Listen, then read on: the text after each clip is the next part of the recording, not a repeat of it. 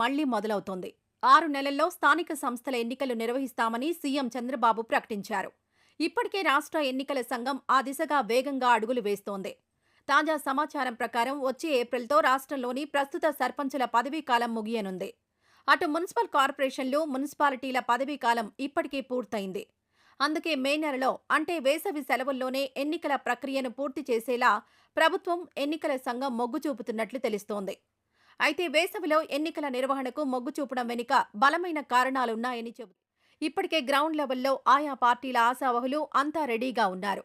దాంతో స్థానిక ఎన్నికలను సరైన సమయంలో నిర్వహించి మొత్తానికి మొత్తం ఫలితాలను తమ పరం చేసుకోవాలని కూటమి ప్రభుత్వం పట్టుదలగా ఉంది అని అంటున్నారు.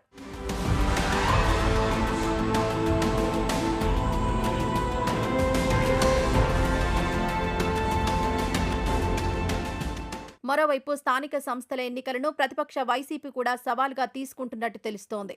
స్థానిక సంస్థల ఎన్నికల్లో సత్తా చాటితే మరో 3 ఏళ్ల తర్వాత జరిగే అసెంబ్లీ పోరులో గెలవడం ఈజీ అవుతుందని వైసీపీ నేతలు లెక్కలు వేసుకుంటున్నారట. ఇందుకోసం ఫ్యాన్ పార్టీలో కింది స్థాయి నేతలకు తిరిగి యాక్టివ్ చేసే పనిలో బిజీగా ఉన్నారని తెలుస్తోంది. అటు కూటమి పార్టీలు అధికారంలో ఉండడంతో వారికే గెలిచే అవకాశాలు ఎక్కువగా ఉంటాయని పొలిటికల్ పరిశీలకులు అభిప్రాయపడుతున్నారు. అయితే ఎన్నికలు ఈ వేసవిలోనా లేక జనగణన పూర్తయ్యాక మంచి ముహూర్తం చూసి నిర్వహిస్తారా అనే దానిపై త్వరలోనే క్లారిటీ వస్తుందని అధికార వర్గాలు చెబుతున్నాయి.